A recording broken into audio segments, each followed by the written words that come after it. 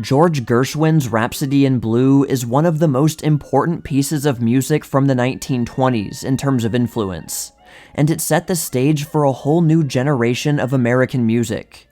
But why was it so influential? Let's find out.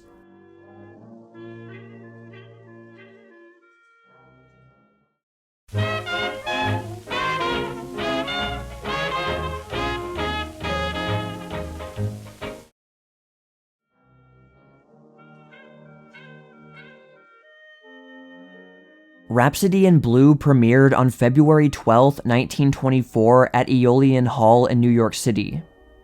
The premiere was attended by such music luminaries as Sergei Rachmaninoff, Igor Stravinsky, Fritz Kreisler, Leopold Stokowski, and John Philip Sousa.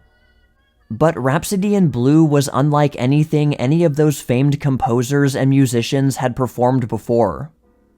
As famous as it is now, it might be hard to believe that it was considered very experimental at the time. In fact, its premiere was part of an exhibition called An Experiment in Modern Music. The year before, George Gershwin had been commissioned by the famous bandleader Paul Whiteman to write an extended classical composition for a jazz band. Gershwin had written the entire piece in a matter of a few weeks. Apparently, Gershwin had forgotten that Whiteman had commissioned him to write something because he was busy working on another musical project. But when his brother Ira showed him an announcement in a newspaper for a performance of his composition, Gershwin remembered his promise to Whiteman and got to work. So he rushed to finish it on time. It was also a challenge for him because he had never before written a concert piece, mostly only having written stage shows and musicals. When he sent his score to Whiteman, it was then arranged by Ferde Groffe. I can't speak much on musical theory or arranging or anything like that, but from what I've read, Groffe was instrumental in crafting and orchestrating the final piece. Paul Whiteman sought to have jazz occupy a higher place in the music world, and his performance was meant to legitimize jazz to the highbrows of American society. Jazz had only just recently reached a mainstream, aka white audience, less than a decade earlier, so such highbrow musicians were more likely to turn up their noses at such quote-unquote low-class music. Whiteman had already made a name for himself by making jazz poppier and pop jazzier, two slightly different combinations that both became a hit with mainstream audiences. Hits like Whispering, The Japanese Sandman, Wang Wang Blues, Song of India, Hot Lips, and 3 O'Clock in the Morning were all very big hits in the early 1920s. These songs represented a wide variety of styles, from jazzier ones to ones influenced by more traditional styles to ones that were pretty much just pop tunes. In other words, Whiteman had already done a lot of experimenting with genre mixing. But not only did Whiteman want to get highbrows on board with jazz, he also hoped that, further down the road, it might also have the simultaneous effect of attracting more, for lack of a better word, lowbrow people to classical music. The exhibition started out with a musical history of jazz, starting with Livery Stable Blues, which had originally been recorded by the Dixieland Jazz Band in 1917. Even though it wasn't really the beginning of jazz, it might as well have been as far as people not in the know were concerned. Many of the other songs were standard fare, including many of Whiteman's own popular songs, but they weren't especially interesting unless you had never heard anything like them before. Rhapsody in Blue was the second to last piece of the concert, performed by Whiteman's band accompanied by a string section, and with Gershwin himself at the piano. The iconic clarinet part that starts the piece was tweaked by Ross Gorman of the Whiteman Band at a rehearsal. He changed it from how Gershwin had originally written it, but Gershwin liked Gorman's take better, so he kept it in. When the performance finished, it received an enthusiastic applause, and Gershwin was obliged to return to the stage 3 times for bows. Rhapsody in Blue was easily the highlight of the concert, especially with its famous clarinet intro, which was an instant and memorable attention grabber.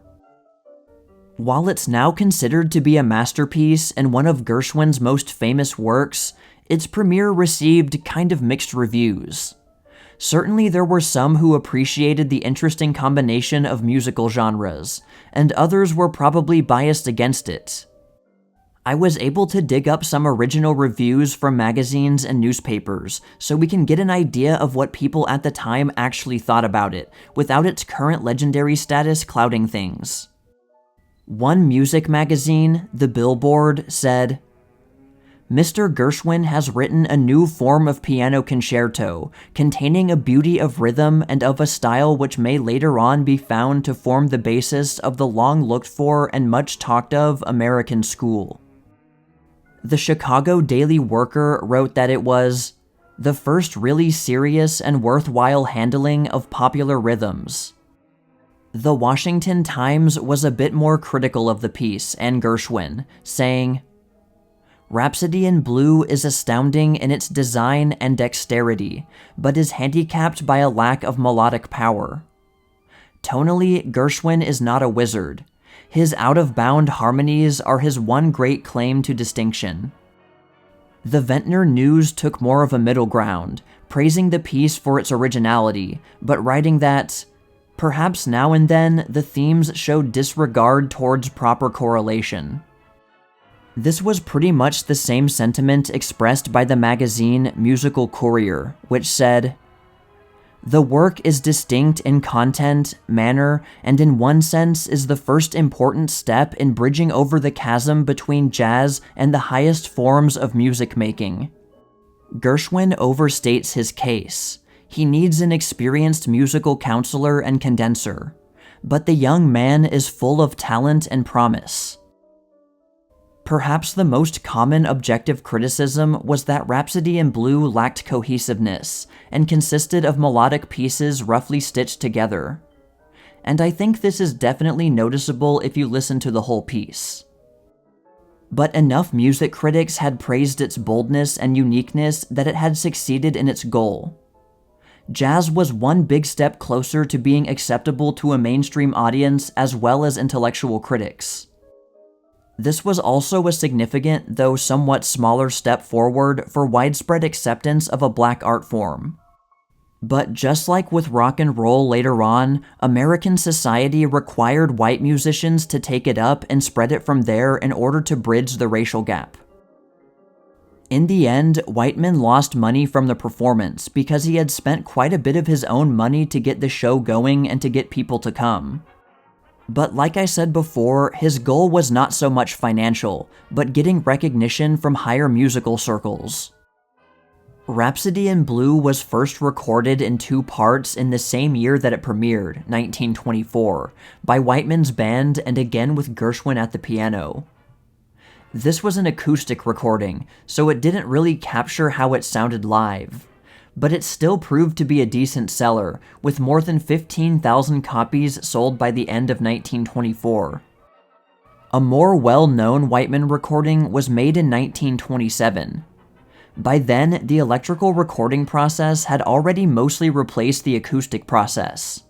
But both recordings were still restricted by the capacity of the record.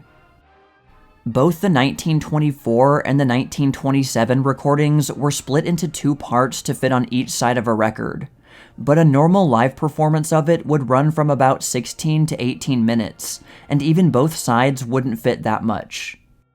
The 1924 acoustic one clocked in at about 9 minutes and 30 seconds, and the 1927 electrical one was just under 9 minutes. For both recordings, the piece had to be played significantly faster than it was supposed to be played in order to fit the whole thing onto a single record. These 2 recordings came at a very interesting time, since sound recording had transitioned from the acoustic process to the electrical process in the time in between them. So as a side note, I think it's a good opportunity to show the difference in sound quality.